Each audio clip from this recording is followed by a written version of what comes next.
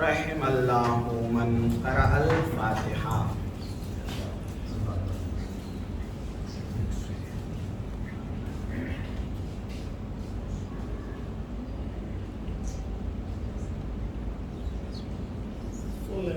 اللهم صل على محمد.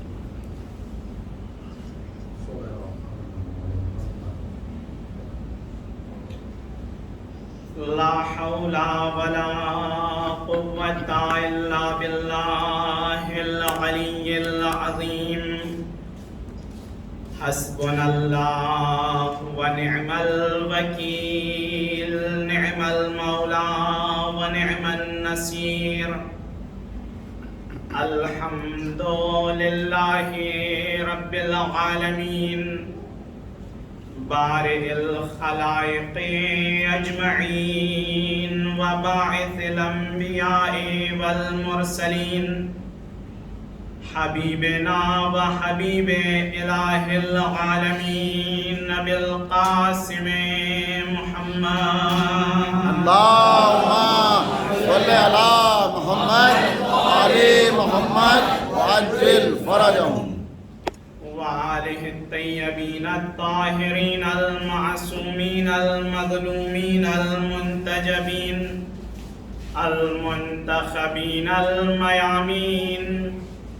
لا سيما بقية الله في الأرضين. روحي وأرواح العالمين لتراب مقدمه الفداء.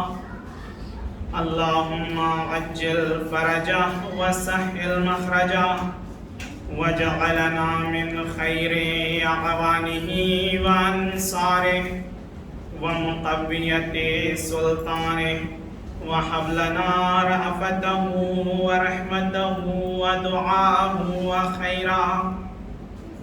أما بعد فقد قال الله تبارك وتعالى في محكم كتابه المجيد وفرقانه الحميد وهو أصدق القائلين وقوله الحق. بسم الله الرحمن الرحيم.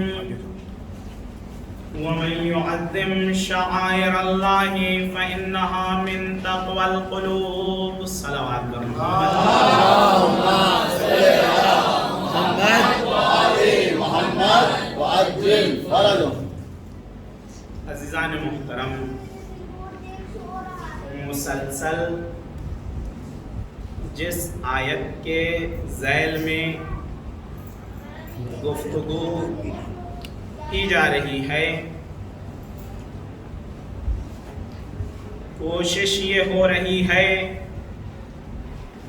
اول معنی تقوی آپ لوگوں کے اذہان عالیہ تک پہنچ جائے. جب تقوی کا صحیح معنی ذہن تک پہنچے گا تبھی صحیح متقی کا بھی پتہ چل سکتا ہے. اگر غلط تقوی کا معنی ذہن تک پہنچا تو پھر متقی کا لفظ بھی مبہم رہے گا. تو جب متقی مبہم رہ جائے گا تو امام المتقین کو بھی سمجھنا محال رہے گا. کیوں؟ اس لیے کہ تقوی جڑا ہوا ہے متقی سے، متقی جڑا ہوا ہے امام المتقین سے. تو اگر تقوی کا ہی معنی غلط سمجھ میں آیا تو متقی بھی سمجھ میں نہیں آنے والا، اور جب متقی ہی نہ سمجھ میں آئے تو پھر امام المتقین کو سمجھنا تو بہت دور کی بات ہے. صلوات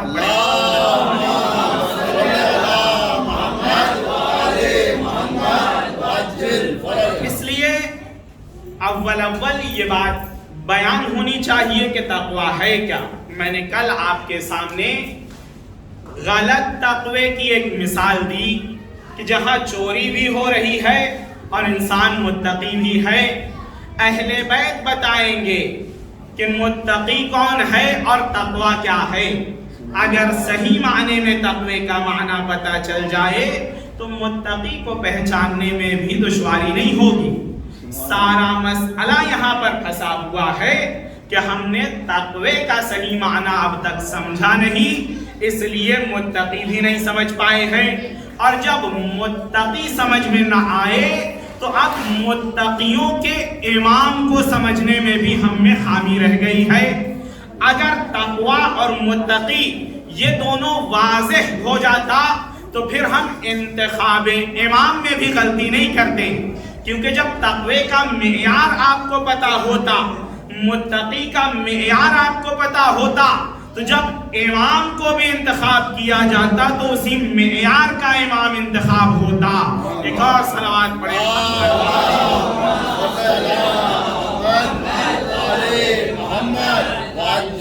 ایک فقرہ فرمایا ہے، جب امام حسین علیہ السلام منزل قادسیہ پر پہنچے ہیں، 11 منزلیں تھی، امام جب مکے سے مدینے سے چلے ہیں، مکے سے پھر کوفے کی طرف آ رہے تھے، 11 منزلوں میں امام نے توقف کیا ہے۔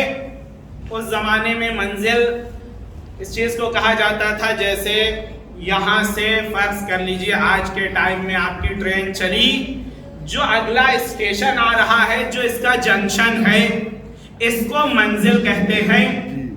اس زمانے کا جنکشن منزل تھا، قافلہ جہاں اترتا تھا، پانی کی قلت نہیں ہوتی تھی، آبادی ہوتی تھی، اس کو منزل کہا جاتا ہے۔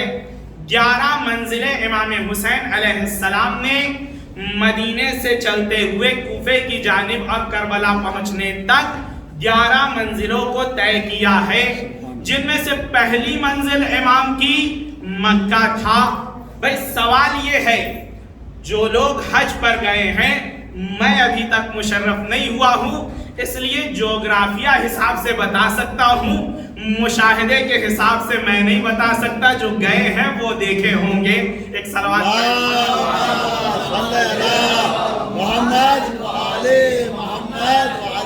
مدینے سے کوفے کا راستہ تقریباً مشرق میں ہے۔ مدینے سے جو کوفے کا راستہ ہے وہ مشرق کی جانب ہے، اور مدینے سے مکے کا راستہ مغرب کی جانب ہے۔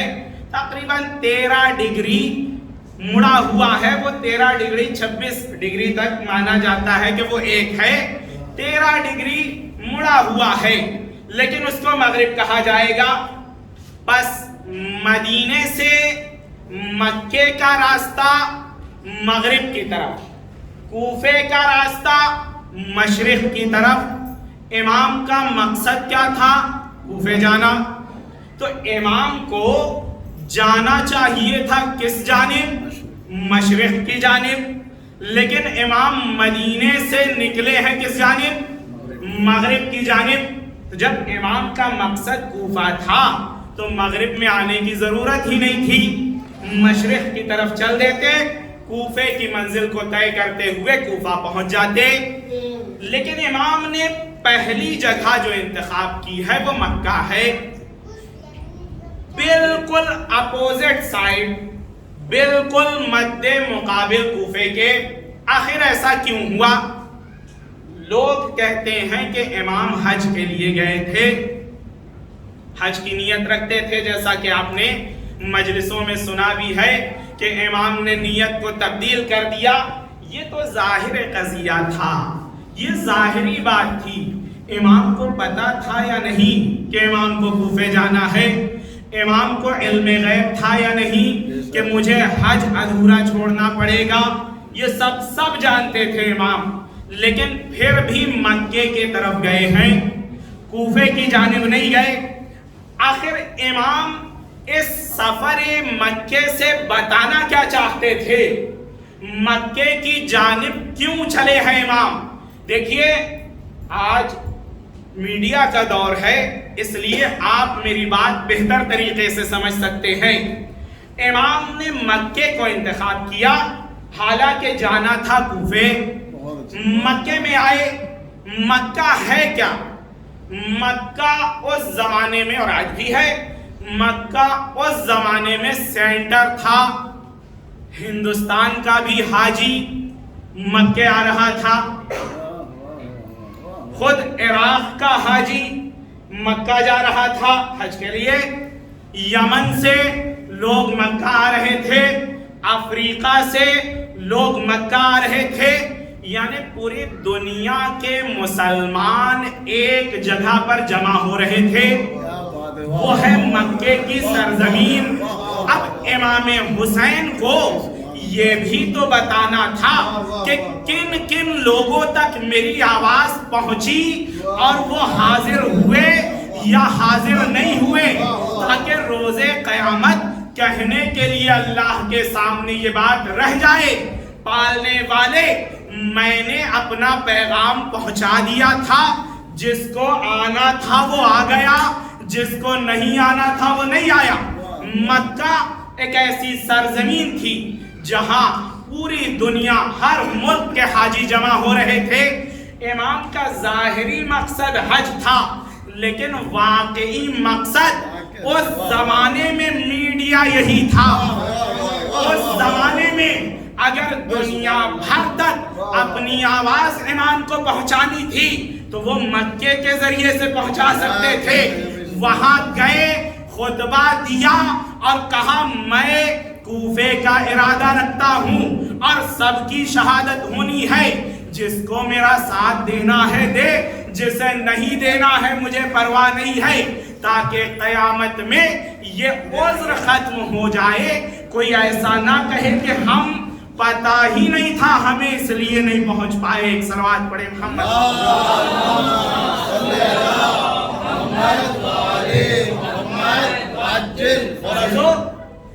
اس زمانے کا میڈیا امام حسین نے اس سے استفادہ کیا, دنیا بھر تک اپنی آواز پہنچانی تھی.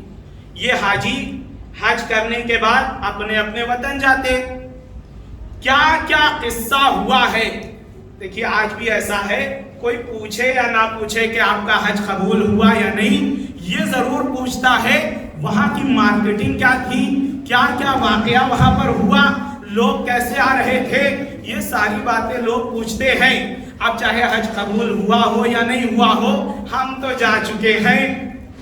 امام حسین جانتے تھے اس بات کو, اس لیے مکے گئے اور لوگوں نے دیکھا. اب یمن کے لوگ حج کے بعد یمن پلٹنے والے تھے, کوفے کے لوگ کوفہ, عراق کے عراق, اس کے بعد حجاز کی جو سرزمین تھی وہاں دوبارہ آنے والے تھے لوگ, افریقہ, ہندوستان. جیسا کہ اس سفر حج میں جو تاریخ بیان ہوتی ہے 18 ہندوستانیوں کا بھی نام آتا ہے جو وہاں پر موجود تھے اور امام حسین کی تقریر کو سنا ہے. اسی لیے شہیدوں میں ایک نام نہدی بھی ہے, کربلا کے شہداء میں نہدی ہے. کچھ لوگوں نے اس نہدی کو ہندی میں پڑھا ہے, یعنی کربلا کے شہداء میں انہوں نے ایک ہندی کو بھی شامل کیا ہے. صلوات پڑھیں.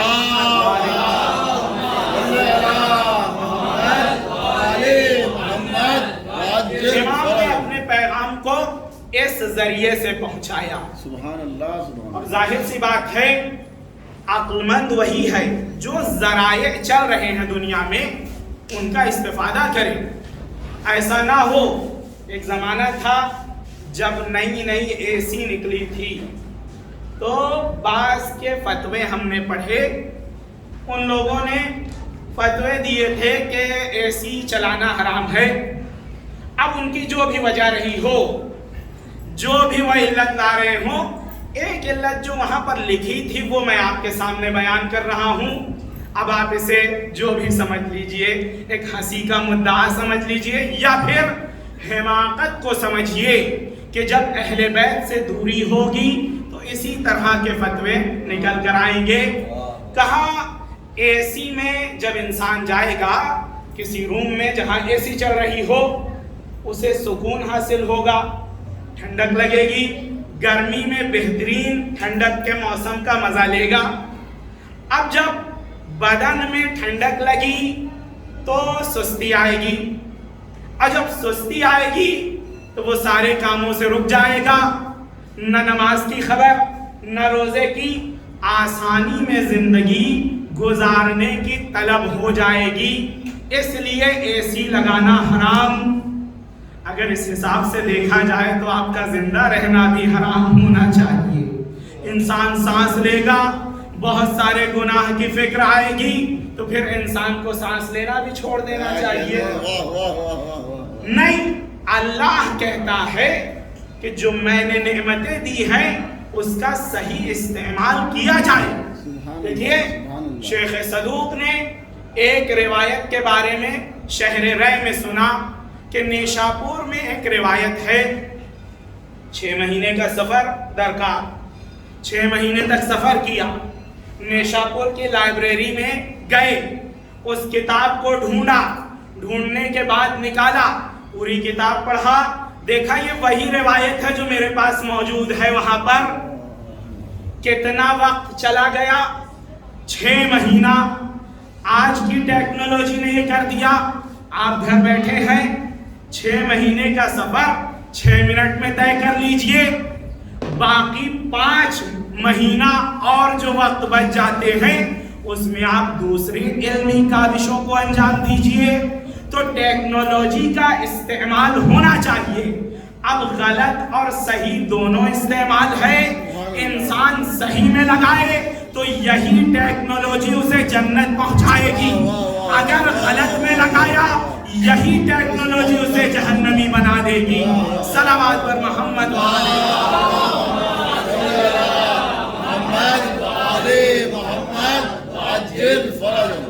ہمارے استاد یہ نقل کیا کرتے تھے کہ آج کی ٹیکنالوجی نے علمی دور کو اتنا ترقی یافتہ بنا دیا ہے کہ میں پورے سال جو بیان دیتا ہوں، استاد العزیز کہتے تھے پورے سال جو درس خارج دیتا ہوں اس کی تیاری میں 2 مہینے میں کرتا ہوں۔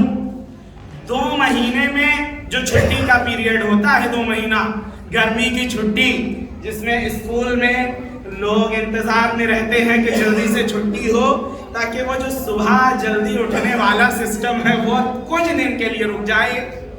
استاد العزیز کہتے تھے کہ 2 مہینے میں ان چھٹیوں کے دور میں میں پورے سال کی تیاری کرتا ہوں، اور جب سال کی تیاری ہو جاتی ہے ان 2 مہینے میں، اب جو 10 مہینے بچے ہیں اس میں دوسرے کام کرتا ہوں، دوسرے علمی کاوشوں کو انجام دیتا ہوں۔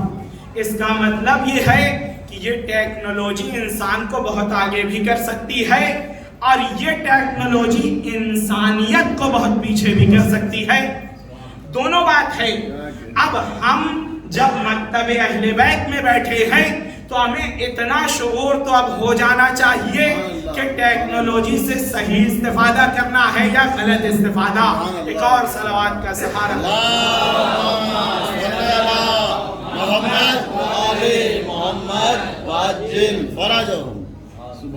تو عزیزو، شیخ صدوق 6 مہینہ سفر کر کے گئے، وہ کتاب ملی، پوری کتاب پڑھا، لیکن وہی روایت ملی جسے وہ سفر میں چھوڑ کر آئے ہیں، یعنی یہاں آنے کی ضرورت نہیں تھی، لیکن اللہ نے برکت بھی اس میں رکھی ہے۔ اس وجہ سے ایک تو سفر کے تجربے حاصل ہوئے، دوسرا اگر وہاں ایک روایت دیکھتے تو وہی ایک رہتی، انہوں نے اس ایک روایت کے پیچھے پوری کتاب پڑھ ڈالی، 50 کتاب اور لکھی ہوں گی، جس میں سے پہلا پیج دوسرا پیج۔ برکت بھی ہے، اللہ نے ان کی عمر میں برکت بھی اسی لیے دی تھی کہ ان لوگوں نے زیادہ نہیں پڑھا لیکن بہت کچھ سمجھا تھا۔ اس لیے کہا جاتا ہے کہ علم اتنا ہو، سمجھ اتنی ہو تو وہ اتنا علم اتنا ہو سکتا ہے، لیکن اگر علم اتنا ہو، سمجھ اتنی ہو تو وہ اتنا علم بھی سمٹ کر اتنا سا ہی رہ جائے گا۔ صلوات پر محمد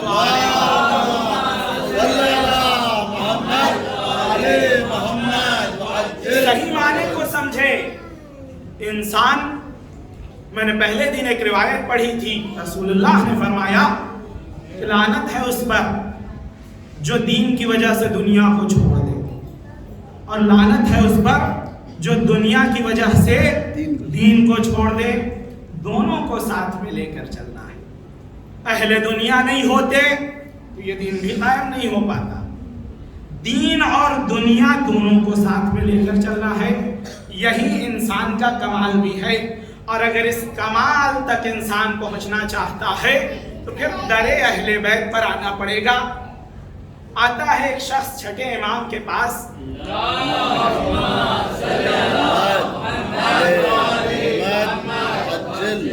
کہتا ہے مولا میں ہلاک ہو گیا۔ امام نے فرمایا کیوں؟ کہا ابھی ایک روایت سن کر آ رہا ہوں اور میں نے دیکھا میری پوری زندگی اسی روایت پر ہے۔ کہا وہ روایت کیا ہے؟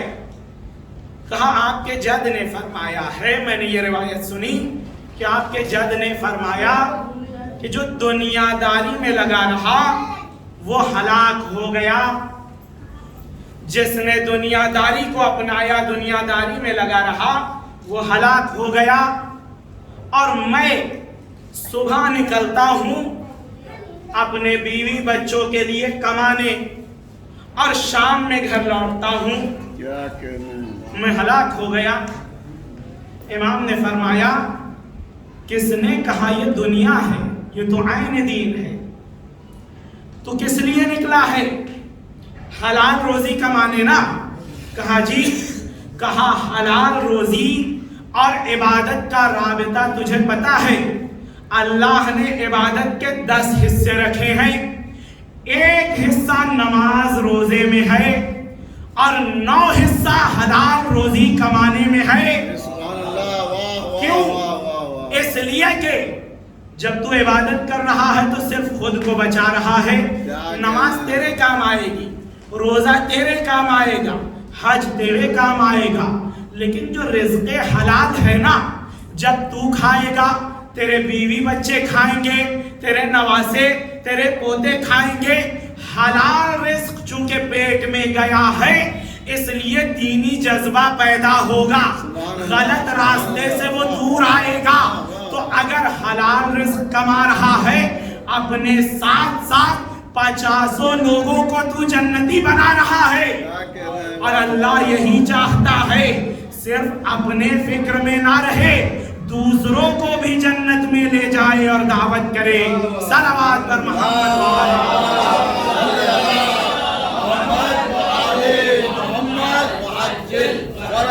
کوشش تو کرے انسان، باقی راستہ اللہ ہموار کرنے والا ہے۔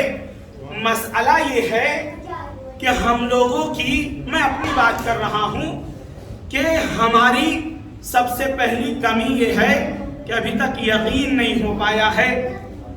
مسئلہ سب سے بڑا یہ ہے، کہتے ہم سب کچھ ہیں، ابھی منبر سے ایک بات میری زبان سے ممکن ہے نکلے، لیکن عملی میدان میں جب آئیں تو سب سے پیچھے ہم نظر آئیں گے۔ یقین نہیں ہو پایا ہے۔ امام نے فرمایا جیسے موت کا یقین ہے ویسے ہی رزق کا یقین ہے یا نہیں تم کو؟ دیکھیے موت کے معاملے میں سب یہ کہتے ہیں نہیں آنے والی ہے، لیکن جہاں رزق کی بات آتی ہے کہا جاتا ہے وہ آ گیا ورنہ میرا رزق اور زیادہ لکھا تھا۔ مطلب آپ نے اللہ کے قضاء و قدر کو پیچھے چھوڑ دیا ہے، یہی ہو گیا نا اس کا مطلب۔ وہ اگر نہیں آتا تو آپ کا رزق بہت زیادہ رہتا، یعنی اللہ نے آپ کا رزق زیادہ لکھا تھا، ایک نے آ کر آپ کا رزق کم کر دیا ہے۔ یہی کہنا چاہتے ہیں اگر یہ مراد ہے تو ہمیں سب سے پہلے اپنی توحید کو سدھارنا ہوگا۔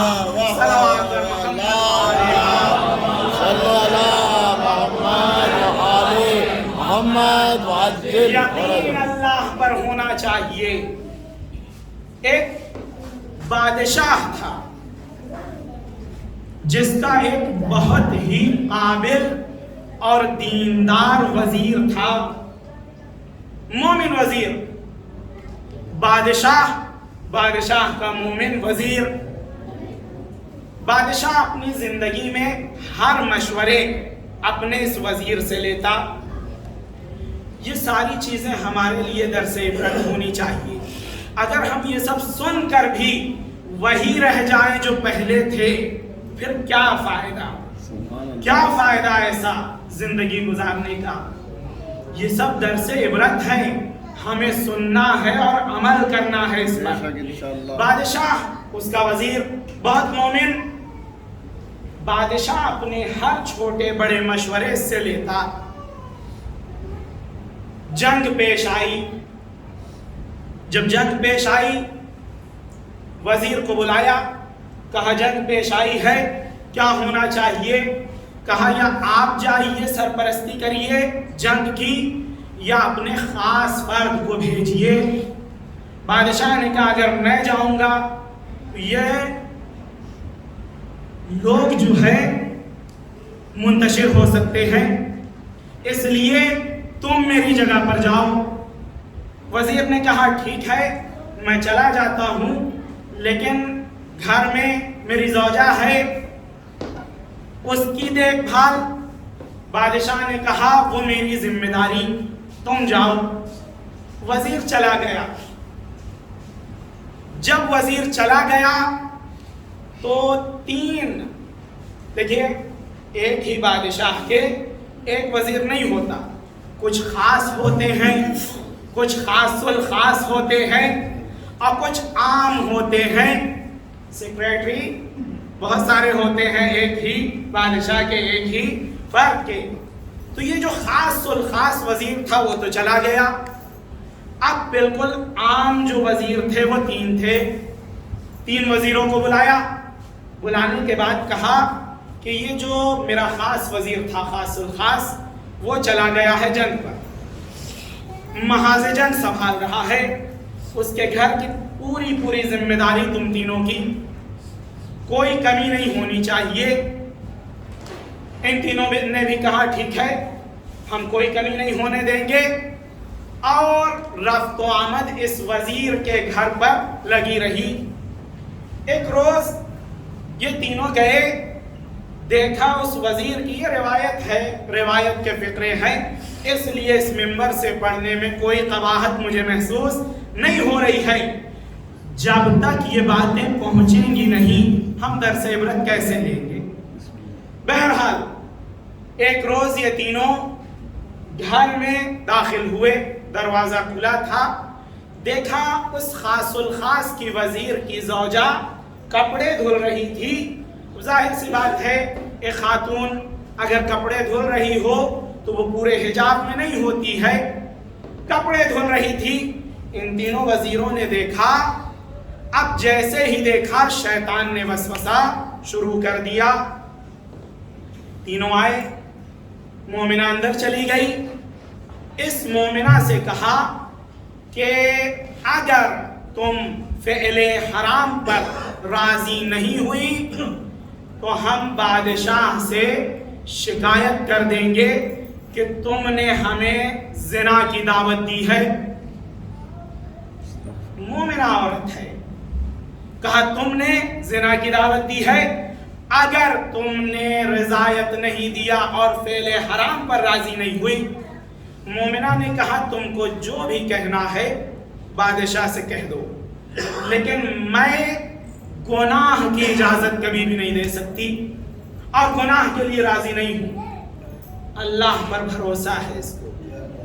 اب آپ خود یقین جانیے جس مومنہ کو اللہ پر بھروسہ ہے یا جس مومن کو اللہ پر بھروسہ ہے، کیا اللہ اس کے بھروسے کو توڑ سکتا ہے؟ ہم اور آپ اگر اپنی زندگی میں دیکھیں، کوئی اگر ہم پر بھروسہ کرتا ہے، اگر ہم اچھے انسان ہیں تو کوشش یہ ہوتی ہے کہ اپنی توانائی کے حساب سے اس کے بھروسے کو نہ توڑا جائے. تو اللہ سے توانا تو کوئی ہے نہیں، اس کی قدرت کے آگے تو کوئی اور قدرت ہی نہیں ہے. اس نے اللہ پر بھروسہ کیا، کہا گناہ کی اجازت نہیں، کہا ہم شکایت کر دیں گے. کہا کر دو.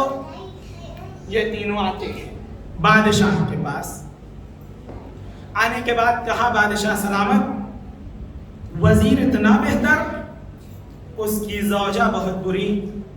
بادشاہ نے کہا کیا ہوا؟ کہا मामला ऐसा ऐसा था, हम एक दिन पहुंचे वहां पर, तीनों लोग थे, जैसे ही पहुंचे इसने हमको गुनाह की दावत दी, गुनाह की तरफ बुलाया। उस औरत ने, बादशाह को बहुत गुस्सा आया और कहा अगर ये मेरे खास वजीर की ज़ौजा नहीं होती तो इसको कत्ल करवा देता। बादशाह ने कहा वजीर मौजूद नहीं है, उसका शौहर मौजूद नहीं है, जंग पर गया हुआ है, कोई खबर भी नहीं है। बादशाह ने कहा इस औरत को जिला वतन कर दिया जाए। ये तीनों फिर पहुंचे, कहा अभी भी हम बचा सकते हैं तुमको, बस एक बार उस गुनाह पर राजी हो जाओ। मोमिना ने कहा अगर मेरी जान भी चली जाए मैं गुनाह पर राजी नहीं हो सकती, जिला वतन हो जाऊंगी, ये मुझे मंजूर है। भाई कम लोग जिला वतन नहीं हुए हैं, बहुत से हुए, मैं भी हो जाऊंगी। जिला वतन हो गई।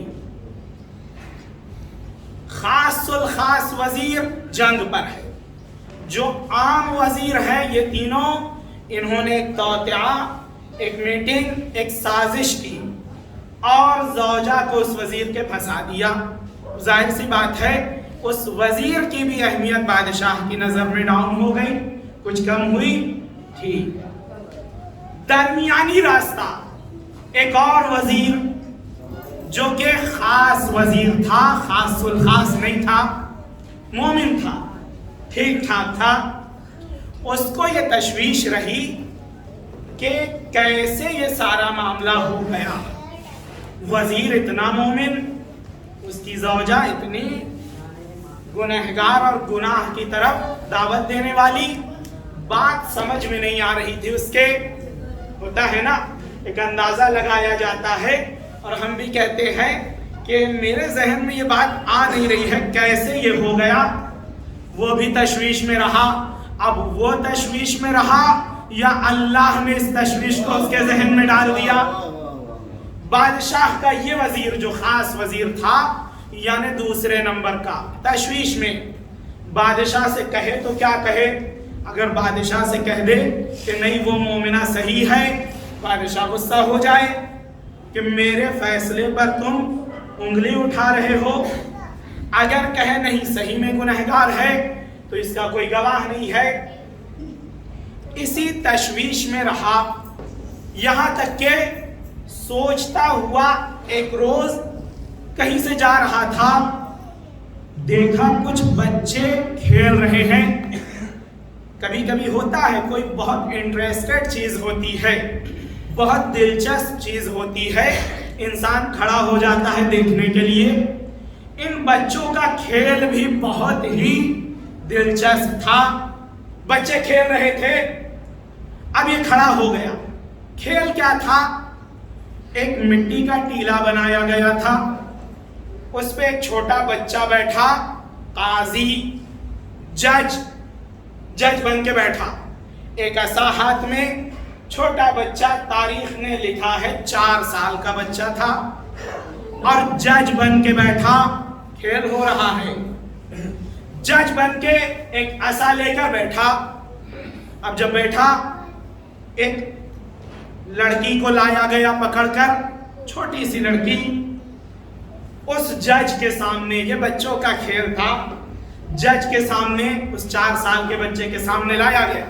उसने कहा क्या हुआ है, कहा इसने अमले कबीह और हराम को अंजाम दिया है, अमल ज़िना में ये मुब्तला हुई है। इस छोटे बच्चे ने कहा गवाह है, कहा हाँ 3 लोग गवाह हैं, खेल हो रहा है, लेकिन अल्लाह पूरे किस्से को दोहरा रहा है। कहा 3 गवाह, कहा उनको लाया जाए लेकिन साथ में ना लाया जाए, तीनों को पहले जुदा किया जाए। तीनों को जुदा कर दिया गया। ये 4 साल का बच्चा बता रहा है, जो जज बना हुआ है, तीनों बच्चों को जुदा कर दिया गया, पहले को लाया गया। ठीक, तुमने देखा इस अमल हराम को अंजाम देते हुए, कहा हाँ। کہا دن کون سا تھا؟ مثال کے طور پر اس نے بتایا سنڈے کا دن تھا. کہا وقت کیا تھا؟ کہا شام کا وقت تھا. کہا اچھا ٹھیک ہے، اس کو لے جاؤ، ان دونوں سے ملنے مت دینا. لے جایا گیا، دوسرے کو لایا گیا. دوسرا آیا، کہا تم نے دیکھا؟ کہا ہاں دیکھا. وقت کیا تھا؟ کہا دوپہر کا وقت تھا. دن کون سا تھا؟ کہا جمعے کا روز تھا. کہا اس کو لے جاؤ، ان دونوں سے ملنے مت دینا. تیسرے کو لایا گیا، اس نے بھی گواہی دی، ہاں میں نے دیکھا. دن کون سا؟ کہا منگل کا دن. کہا وقت؟ کہا صبح کا وقت. تین گواہ، تینوں نے الگ الگ گواہی دے دی. وزیر کھڑا دیکھ رہا تھا، ذہن میں آ گیا کہ ایک راستہ مجھے مل گیا ہے. اب وہ بادشاہ کے پاس آیا، کہا میری ایک بات مانیے. کہا کیا؟ کہا آپ کا اختیار ہے، لیکن ایک بات میری مانتے ہوئے ان تینوں کو الگ الگ کر دیا جائے اور ملنے نہ دیا جائے، اور ان تینوں سے پوچھا جائے وقت دن کون سا تھا جب اس نے یہ عمل انجام دیا.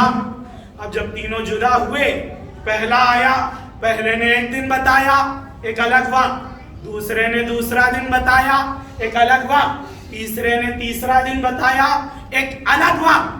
بادشاہ کو سمجھ میں آ گیا کہ یہ تینوں جھوٹی گواہی دے رہے ہیں اور ان تینوں کو سزا ملی. مومنہ بچ گئی. قصہ یہاں پر اب اور زیادہ دلچسپ ہو جاتا ہے. پتا ہے یہ بچہ کون تھا؟ جناب دانیال نبی تھے. اللہ نے اس مومنہ کو بچانے کے لیے دانیال کو مبعوث کر دیا. یعنی اگر کوئی اللہ پر بھروسہ کر لے تو اللہ نبی مبعوث کر دیا کرتا ہے. صلوات پر محمد.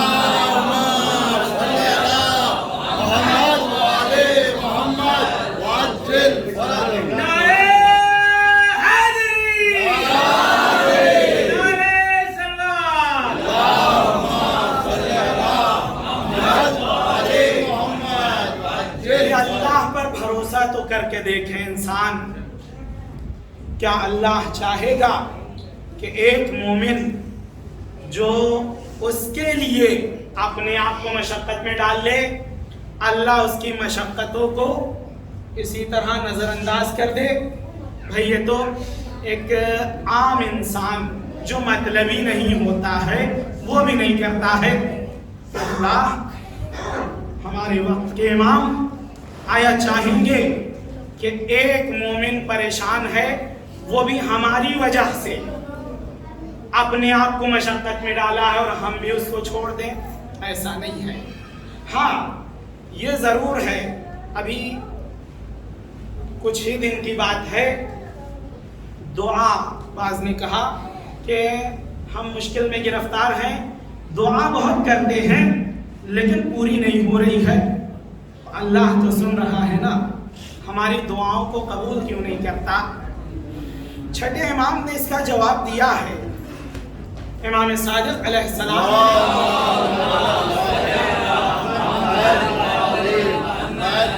ہماری مشکل یہ ہے کہ ہم روایات اہل بیت سے زیادہ دنیا کی ادھر ادھر کی چیزوں میں لگے ہوئے ہیں. ہم کو روایات سے زیادہ جو چیز یاد ہے وہ دنیا کی خبر ہے، حالانکہ ایسا نہیں ہونا چاہیے. دیکھیے آج پابندی سے ایک انسان نیوز پیپر کا اگر شوقین ہے، دنیا میں کیا چل رہا ہے، 7 بجے سے 7:30 بجے تک ٹائم فکس. اگر بیچ میں چائے آ گئی، زوجہ سے کہتا ہے تم کو پتا ہے نا کہ میں 7 سے 7:30 تک نیوز پیپر پڑھتا ہوں، تو یہ چائے لانے کی ضرورت کیا تھی؟ اس کو اٹھاؤ پھر سے گرم کر کے لے آنا. اتنا پابند آدھا گھنٹہ 1 گھنٹہ پیپر کے لیے دے رہا ہے. کیا ہم اور آپ اپنی زندگی میں آدھا گھنٹہ 1 گھنٹہ روایات اہل بیت کے لیے بھی نہیں دے سکتے؟ 24 گھنٹے میں سے 20 گھنٹہ نہیں مانگ رہا ہے، آدھا گھنٹہ 15 منٹ اگر ہم اپنے گھروں میں پابند ہو جائیں. رسول اللہ کی روایتیں، اہل بیت کی روایتیں 15 منٹ ہر روز اگر پڑھی جائے تو ہمارے گھر کی جو زندگی ہوگی وہ کچھ اور ہوگی. اتنی جو خرابیاں چل رہی ہے یہ دھیرے دھیرے ختم ہو جائیں گی. مشکل یہ ہے کہ ہمارے پاس ہر چیز کے لیے وقت ہے، بس اسی چیز کے لیے وقت نہیں ہے. ایک جگہ گئے تھے، کہا ہمارے بیٹے کو 1000 موبائل نمبر یاد ہے، اس کا حافظہ بہت اچھا ہے. ہم نے بھی سنا دیکھا، وہ صحیح بات تھی، موبائل نمبر یاد تھا. نام بتائیے، وہ موبائل نمبر بتا رہا تھا. بات کرنے کے بعد ہم نے کہا کہ 1000 موبائل نمبر یاد ہے، 5 روایتیں تو آپ کے بیٹے کو ضرور یاد ہوں گی. جب 1000 موبائل نمبر یاد ہے، 5 روایتیں بھی یاد ہوں گی، کہا نہیں اس کا ابھی وقت نہیں مل پایا ہے. یہ انسان کی بدبختی، بد نصیبی نہیں ہے تو اور کیا ہے. آج سارے کرکٹر کا نام یاد ہے، لیکن اگر اسی بچے سے کہا جائے پہلے سے 12ویں امام تک کی ولادت کو صرف بتا دو تو شاید وہ نہ بتا پائے. لیکن اس کو یہ یاد ہے کہ فلاں کرکٹر کا برتھ ڈے کب ہے، کب پیدا ہوا ہے، کب اس نے جوائن کیا ہے، کتنی سینچری ہے، فٹ بالرز کون ہے، یہ سب یاد ہے سوائے اہل بیت کے ذکر کے. تو عزیزو، اگر روز قیامت اللہ پوچھ لے کہ تم نے اتنے سارے نام یاد کیے، ہم نے جن کو بھیجا تھا ان کے نام کیوں نہیں یاد کیے، تو ہمارے پاس کیا جواب رہے گا؟ صلوات بر محمد.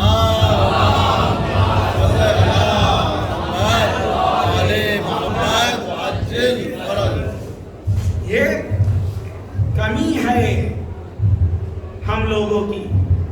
کوئی تکلف، کوئی تعارف نہیں ہے. میں یہ خطاب ان لوگوں سے کر رہا ہوں جو میرے جیسے کمزور ہیں. باقی الحمدللہ آپ لوگ بہت آگے ہیں، سب کچھ ساری چیزوں کا خیال ہے. لیکن میرے اندر یہ کمی ہے کہ میں ان تقاضوں کو پورا نہیں کر پا رہا ہوں جو اللہ نے دیا ہے. یقین نہیں ہو پایا ہے ابھی تک رزق کا، روزی کا. ہم یہ سوچتے ہیں کہ ہمارا رزق کوئی اور چھین لے گا. اللہ نے جتنا لکھا ہے اتنا ہی ملے گا. نہ کوئی چھیننے والا ہے اور نہ کوئی دینے والا. میں روایت پڑھ رہا تھا دعا کے حوالے سے. چھٹے امام نے فرمایا کہ دعا 3 طریقے سے ہے. جب تم دعا کرتے ہو تو 3 میں سے ایک بات ہو سکتی ہے. کہیں ایسا کلام نہیں ملنے والا ہے، کسی نے اتنی گہرائی میں آ کر بات ہی نہیں کی ہے، چاہے وہ کوئی بھی مکتب ہو، کوئی بھی مذہب ہو، اتنی گہرائی میں آ کر بات نہیں کی ہے. یہ بس ایک مکتب فکر ہے، وہ ہے اہل بیت کا مکتب، جہاں ہر گہری سے گہری بات مل جائے گی. امام نے فرمایا جب تم دعا کرتے ہو 3 طریقے سے یہ بات ہوتی ہے. پہلی، دعا کیا قبول ہو جاتی ہے فوراً. ابھی دعا کیا، آدھے گھنٹے بعد گھر گئے، قبول ہو گئی. ایک یہ دعا. دوسری دعا، تم دعا کرتے ہو یہ قبول ہی نہیں ہوتی ہے کبھی. تیسری، تم دعا کرتے ہو الٹا ہو جاتا ہے. ایسا بھی ہے زندگی میں. میں دعا کر رہا ہے انسان کہ بچے کا بخار ٹھیک ہو جائے، بخار ٹھیک ہونے کی تو دور کی بات، ایک دوسرا مرض بھی آ جاتا ہے. مشاہدہ کیا ہے ہم نے اور آپ نے اپنی زندگی میں. امام نے فرمایا یہ 3 طریقے کی دعا ہے. یا فوراً قبول ہو رہی ہے، یا پھر قبول نہیں ہو رہی ہے، یا پھر برعکس ہو جا رہا ہے. دعا کر رہا ہے کسی چیز کی، الٹا ہو جا رہا ہے اور مشکل میں گرفتار ہو گیا. امام نے فرمایا کہ جب روز قیامت नाम अमाल बंदों को दिया जाएगा। एक बंदा देखेगा, देखने के बाद कहेगा पालने वाले फरिश्तों ने गलती कर दी, ये मेरा नाम अमल है ही नहीं। जो नेकियां इसमें लिखी है ना, वो मैंने कभी अंजाम ही नहीं दिया है। इन नेकियों को मैंने अंजाम नहीं दिया है। खिताब आएगा कि मेरे बंदे, तूने दुआ किया था और वो कबूल नहीं हुई थी या बरअक्स हो गई थी, उसके एवज में मैंने ये सवाब तुझे दिया है। वो बंदा हसरत करेगा और कहेगा पालने वाले, काश दुनिया में मेरी एक भी दुआ कबूल न करता और ये सारी नेकियां मुझे दे देता, मैं राजी रहता। सलावत पर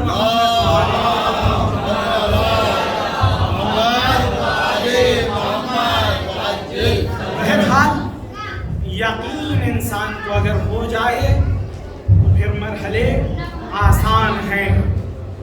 मैंने यहीं पर अपनी आज की इस गुफ्तगू को ख़त्म किया। अजीज़ों, शब चहारुम है, 4 मुहर्रम की शब है। हमारे हिंदुस्तान में राय जिस तरह है कि पहले दिन से 10वें दिन तक मसाइब में बाज़ असहाब और बाज़ शुहदाए करबला के मसाइब मखसूस कर लिए गए हैं।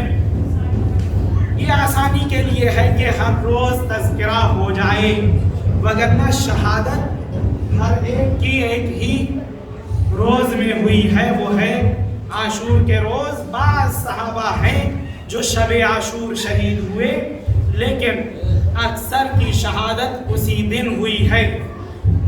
मखसूस है, मैं भी इस 4 की मुनासिबत से जनाबे हबीब इब्ने मज़ाहिर के मसाइल पढ़ना चाहता हूँ। बाज़ उलमा का ये कहना है कि करबला जितना सोच के गिरिया किया जाए उतना ही रिक्कत आवर है। ज़बान में वो तासीर नहीं है, अल्फाज में वो तासीर नहीं है कि आँखों से आंसू ला सके। ये दिली कैफियत है, अगर दर्द होगा तो आंसू खुद ब खुद निकलेंगे। हाँ अजीज़ों, एक वक्त आया, सबसे पहली बात जो मैं आपके सामने ये कहना चाहता हूँ, शब आशूर इमाम ने चराग गुल किया था ना, और कहा था जिसको जाना है चला जाए। लेकिन एक और अजीब बात ये है, इमाम हुसैन ने एक ख़त भी लिखा है जनाब हबीब इब्ने मज़ाहिर को और मदद के लिए बुलाया है। जब हुसैन को चराग गुल करके लोगों को भेजना ही था तो हबीब को बुलाया क्यों था? नहीं बुलाना था, जनाब हबीब तो वहाँ महफूज थे ना। पहले बुला लिया फिर भेज रहे हैं, आखिर वजह क्या है? अजीज़ों, शहादत इमाम हुसैन तकसीम कर रहे थे। हुसैन नहीं चाहते थे कि जब जन्नत देने की बारी आए मेरा हबीब किसी से पीछे रह जाए, इसलिए हबीब को बुला लिया था। अजरुकुम अलल्लाह, अल्लाह आपको कोई गम न दे सिवाय गमे अहले बैत के। जनाबे हबीब इब्ने मज़ाहिर को बुलाया। मौका और महल ऐसा था, जब जनाबे हबीब के पास खत पहुंचा है ना इमाम का, तो खत लाने वाले ने खत दिया। जनाबे हबीब खाने की हालत में थे, कुछ खा रहे थे, ज़ौजा बैठी हुई थी। एक मर्तबा खत पढ़ा, खत पढ़ने के बाद लपेट कर रख दिया। ज़ौजा ने कहा, हबीब कुछ परेशानी के आसार आपके चेहरे पर नजर आ रहे हैं। कहा, हाँ, मुझे हुसैन ने मदद के लिए बुलाया है। हुसैन नरग़े आदा में घिर गए हैं, मदद के लिए बुला रहे हैं, क्या करूं? ज़ौजा ने कहा, हबीब कुछ सोच रहे हो? कहा, तुम्हारी राय बताओ क्या है, मैं क्या करूं, जाऊं या नहीं जाऊं? मैं कहता हूं, हबीब जैसी मारिफत रखने वाले के लिए ये जुमला बड़ा संगीन है कि वो ज़ौजा से مشورہ کرے کہ میں جاؤں یا نہ جاؤں، لیکن عزیزوں وقت اور حالات اتنے نازک تھے کہ گھر میں بھی کسی پر بھروسہ نہیں کیا جا سکتا تھا کہ یہ حسینی ہے یا کہیں اور کا، اس لیے زوجہ کا امتحان لے رہے ہیں۔ اجرکم علی اللہ، اللہ آپ کو کوئی غم نہ دے سوائے غم اہل بیت کے۔ ہاں عزیزوں، زوجہ نے کہا حبیب حسین بلائے اور تم مجھ سے مشورہ لے رہے ہو، ارے اگر مجھے بلاتے ایک بار بھی نہ سوچتی۔ جناب حبیب نے کہا تمہاری مرضی دیکھ رہا تھا کہ تم میرے ساتھ ہو یا کسی اور کے ساتھ ہو۔ ایک مرتبہ جناب حبیب نکلتے ہیں اور خود کو کربلا پہنچایا۔ جب جناب حبیب حاضر ہوئے ہیں نا کربلا میں، جناب حبیب کو دیکھ کر حسین کے چہرے کی رونق بڑھ گئی۔ کہا حبیب بچپن کا واقعہ یاد آ گیا۔ جناب حبیب رونے لگے اور کہا رسول اللہ پر میری جان قربان، صحیح فرمایا تھا۔ وہ واقعہ کیا ہے؟ آپ نے سنا ہوگا کہ جب امام حسین چھوٹے تھے ایک جگہ سے جا رہے تھے، دیکھا ایک بچہ ہے، جہاں جہاں حسین کے قدم پڑ رہے تھے یہ بچہ وہاں کی خاک اٹھاتا اور اپنے چہرے پر مل لیتا۔ ایک مرتبہ رسول اللہ نے دیکھا، اس بچے کو گود میں اٹھایا اور بوسہ دیا۔ بوسہ دینے کے بعد جناب رسول اکرم رونے لگے اور بچے کو چھوڑ دیا، وہ بچہ چلا گیا۔ کسی نے پوچھا یا رسول اللہ اس بچے کو دیکھ کر گریہ فرما رہے ہیں؟ کہا ہاں یہ بچہ ہے جو ایک روز میرے حسین پر جان قربان کرے گا۔ اجرکم علی اللہ، اللہ آپ کو کوئی غم نہ دے سوائے غم اہل بیت کے۔ جانتے ہیں یہ بچہ کون تھا؟ یہ حبیب ابن مظاہر تھے۔ ارے خط کا عنوان سنا، خود کو کربلا پہنچایا۔ جب پہنچے ہیں امام حسین کے گلے ملے ہیں، رونا شروع کیا۔ کہا مولا وہ وقت بھی آ گیا جب فرزند رسول کو امان نہ دی جائے۔ امام حسین نے فرمایا اے حبیب میں نے ارادہ کر لیا ہے کہ اب اللہ کے دین پر جان قربان کر دوں گا، تم میرے ساتھ ہو؟